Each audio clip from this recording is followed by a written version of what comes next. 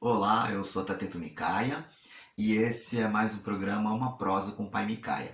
A nossa prosa de hoje é um assunto muito interessante.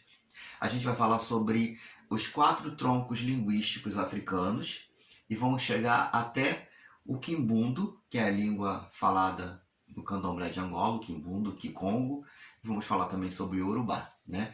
Então vamos partir lá da raiz dos princípios, vamos falar um pouquinho sobre tudo e eu preparei alguns gráficos para que vocês possam acompanhar, ter uma ideia mais explicada do assunto. E antes, não se esqueçam de se inscrever no canal, de compartilhar, para que eu possa continuar fazendo vídeos como esse, que são muito interessantes, vocês não vão se arrepender de assistirem, ok?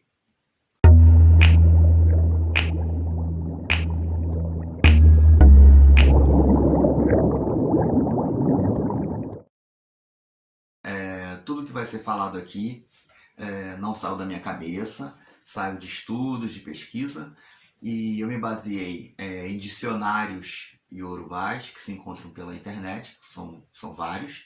Me baseei no dicionário Quimbundo Kikongo do Padre Antônio Maia, de 1961, e esse livro aqui muito interessante, ok? Ó, vamos deixar focar aqui.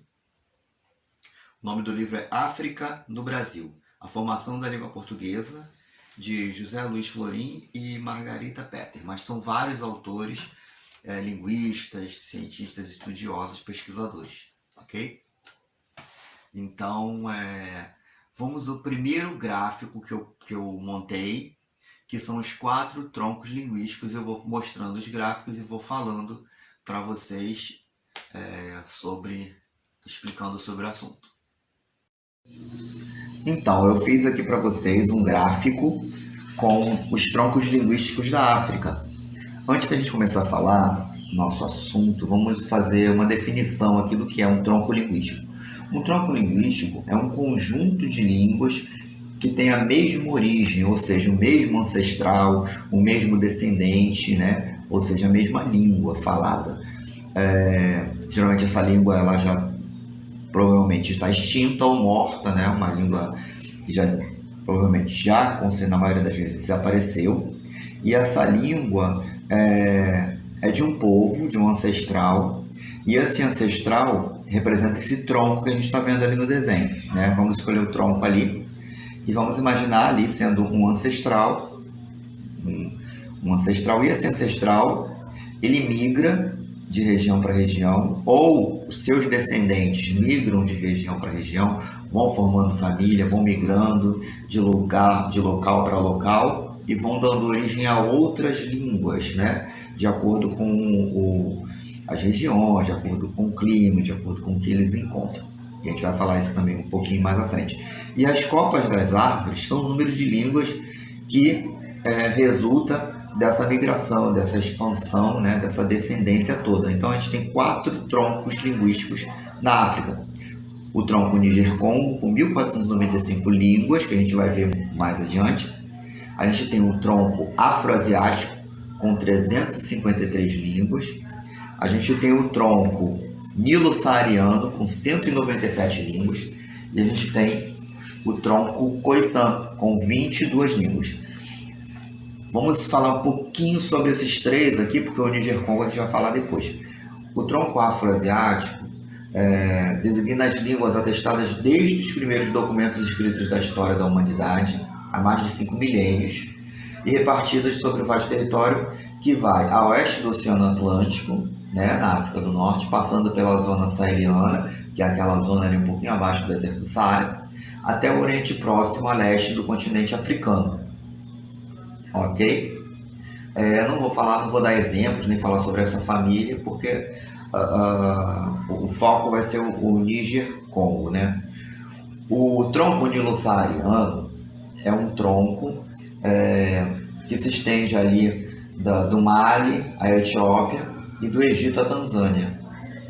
E segundo estudos, né, há uma dúvida nesse tronco. O único tronco que tem uma dúvida se o sentido realmente da palavra aí é um tronco no sentido genético ou de uma justaposição de grupos não aparentados né, que se juntaram ali perto do Nilo, muito provavelmente, né, formando um grande grupo, né, mas é só em relação a esse tronco que há essa dúvida.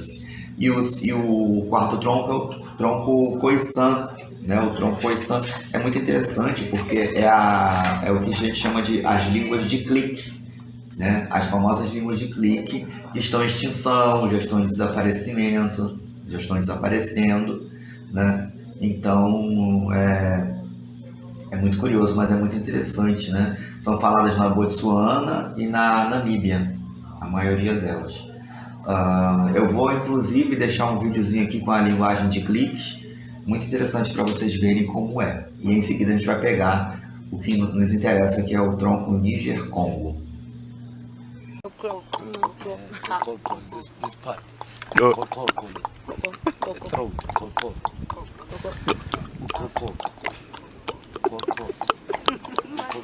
Go fast. No. You don't use the tongue.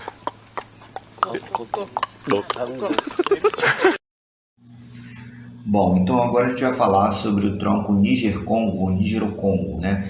Se antes a gente tinha as 1495 línguas do gráfico anterior, a gente tem agora esse número dividido em 9 famílias. Então esse tronco Nígero-Congo, ele se subdivide em 9 famílias. Essas 9 famílias, né, elas recebem os seguintes nomes: família Gur, família Ijoide, família Cru, família Cuá, família Atlântica, família Cordofanesa, família Adamawa-Umbanguiana, família Mandé e família Benue-Congolesa, que é a que mais vai nos interessar.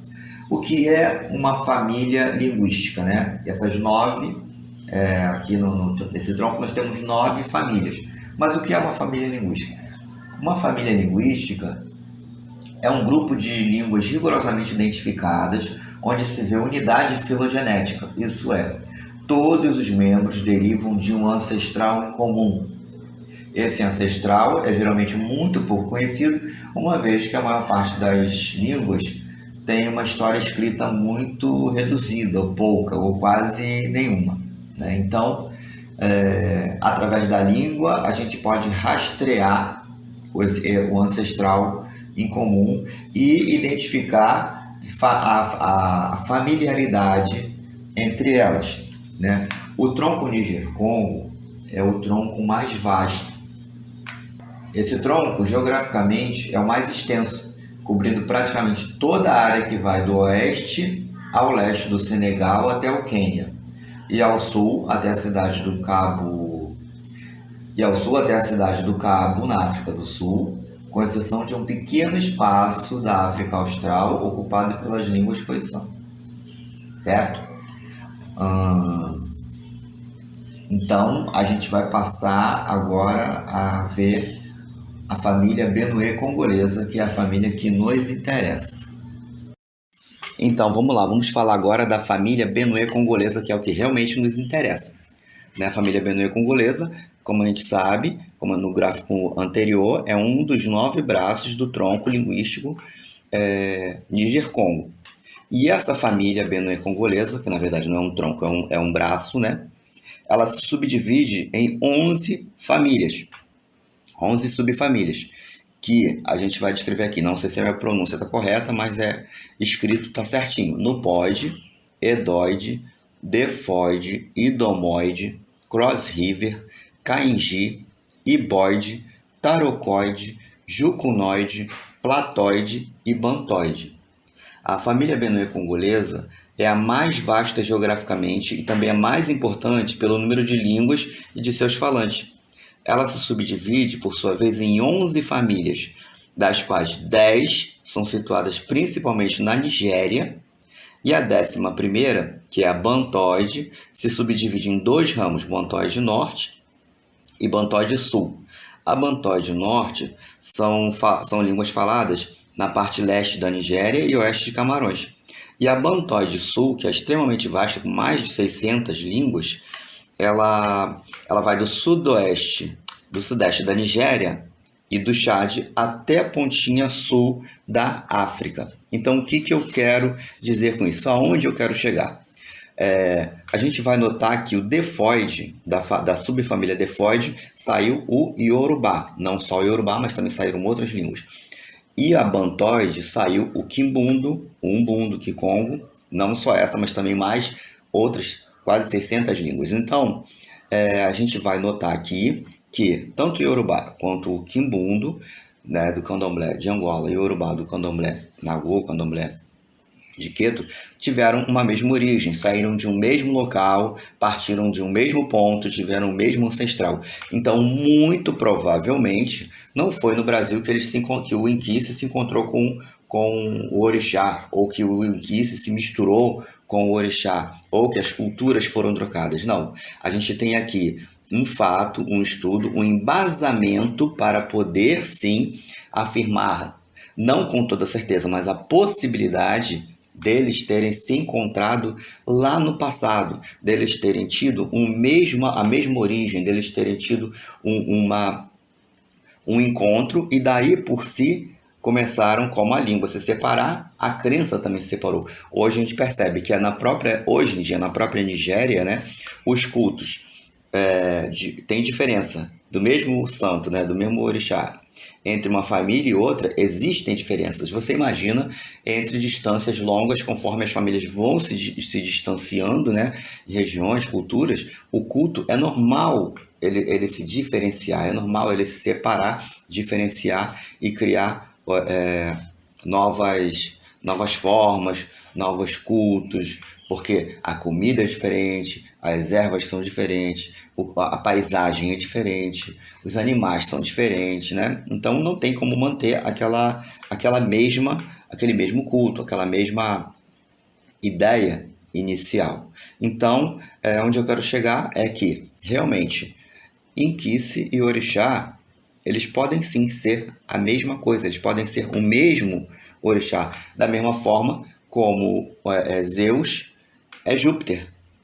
E esse exemplo, esse é um exemplo muito conhecido, mas existem muitos outros exemplos de deuses na mitologia da humanidade que migraram, mudaram de nome, mudaram de culto, e no entanto são a mesma divindade. Eu vou aproveitar e vou ler um trecho do livro aqui, África no Brasil, página 33, que vai destacar bem isso que a gente está querendo passar para vocês. Então vamos lá. Qualquer que seja a sua identidade e sua antiguidade, trata-se sempre de línguas desenraizadas de seu nicho ecológico, submetidas, além disso, ao perigo de diversas rupturas. Daí decorre seu estado de degradação. A ruptura semântica foi, sem dúvida, a que mais se sentiu. Para os africanos deslocados, o sentido das palavras tornou-se brutalmente obsoleto, ou passou a girar em falso, porque elas não refletiam mais a realidade africana. Mas, ao mesmo tempo, ainda não tinham o apoio da nova realidade construída de nações diferentes, de denominações novas, plantas, farmacopeia, caça, animais, novas técnicas e novos produtos de consumo. Outra ruptura foi a ordem dialógica, né?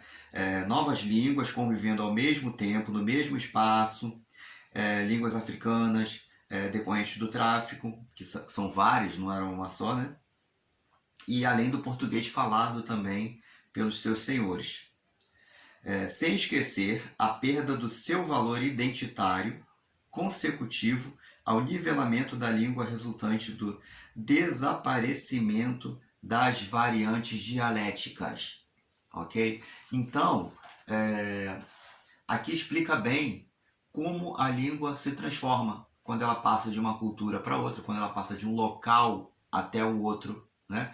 Porque através desses troncos linguísticos, eles mostram para a gente, e as famílias linguísticas mostram para nós que os nossos ancestrais, né? Um ancestral em comum, ele migrou ou ele criou, teve seus descendentes, e seus descendentes migraram para outros locais, E aí vai se encontrando nova geografia, novas paisagens, novos objetos, novas plantas e tudo mais. Isso tudo tem que ser renomeado, tudo tem que ser repensado, ok? Então a identidade é mudada. Então isso explica bem como as culturas vão avançando, né, no decorrer das décadas, dos milênios em geral, e a língua vai evoluindo, ela vai modificando, ela não se mantém. A exemplo, o português de Portugal é um, e aqui no Brasil o português já é diferente. Ele não é o mesmo português de Portugal, apesar de uma semelhança muito grande. E com o passar de 1000 anos, 2000 anos, a tendência é se diferenciar mais ainda, né? Isso é o que acontece com o idioma quimbundo, o próprio idioma iorubá também. Então não se pode fazer comparações e dizer, por exemplo, que o candomblé mudou o iorubá ou que o candomblé mudou o quimbundo. E aqui eu preparei esse gráfico também, né, que em biologia a gente chama de cladística, onde a gente pode acompanhar claramente. Se vocês botarem na televisão, vocês vão conseguir enxergar melhor e ler melhor, tá? Então a gente tem aqui claramente o mapeamento da língua, da origem, tanto do Yorubá quanto do Kibundo e do Kikongo, né? A gente pode ver que eles vêm acompanhando ali dos 4 troncos em branco com azul. A gente tem o Niger-Congo, e aí esse Niger-Congo se subdivide nessas 9 famílias, né? E aí aqui a gente tem a família Benue-Congolesa, e dessa família é que vai se originar as subfamílias Defoide e a subfamília Bantoide. Aí é que se separa, né, os grupos, que vai o Yorubá e o Quimbundo. Então aqui a gente pode ver claramente que eles pertencem a uma mesma família, ou seja, tem uma mesma origem, um mesmo ancestral, um mesmo grupo etnolinguístico, um mesmo grupo social, como vocês queiram chamar, afinal, né, a cultura está aí. Então aqui nesse gráfico eu fiz para vocês, separei algumas palavras em Yorubá e algumas palavras em Quimbundo que são semelhantes e com o mesmo significado, né, mantendo o significante ativo. Vamos lá. Então em Yorubá a gente tem a palavra Oba, e Quimbundo Soba, que significa rei. A semelhança entre as duas palavras nos mostra que elas partiram da mesma família linguística, que por sua vez partiu do mesmo tronco linguístico, o que leva a esse encontro. Temos a Babá, que é pai, né, que vem de Baba Orixá, e temos Tata, que também é pai. Baba em Yorubá, Tata em Quimbundo. As duas palavras significa pai. Temos o termo Emi em Yorubá, que significa eu, referente a mim, e temos a mesma palavra Eme em Quimbundo, que também significa eu, referente a mim. Aqui a gente tem essa palavra Akoko. Gente, não sei se a minha pronúncia em Yorubá está correta, porque não sou um expert, um estudioso de Yorubá. E a gente tem no Kikongo a palavra Koko ou Ekoko, que significa galo também. E a gente também tem a expressão Tunde em Yorubá, e no Quimbundo a gente tem Tunda e Kutunda, que está associado significa renascer, nascer, surgir, né? Então eu separei esse pouquinho de palavras aqui para que vocês tenham uma ideia, uma noção, um exemplo, mas se vocês pesquisarem, vocês vão descobrir outras palavras também. Bom, eu espero que vocês tenham gostado. Esse foi mais um programa Uma Prosa com o Pai Micaia. E se gostaram do vídeo, curtam, compartilhem, não se esqueça de se inscrever no canal para que me incentive, para que eu possa continuar fazendo os vídeos tão interessantes quanto esse aqui para vocês, ok? Então, até a próxima, um beijo, até mais.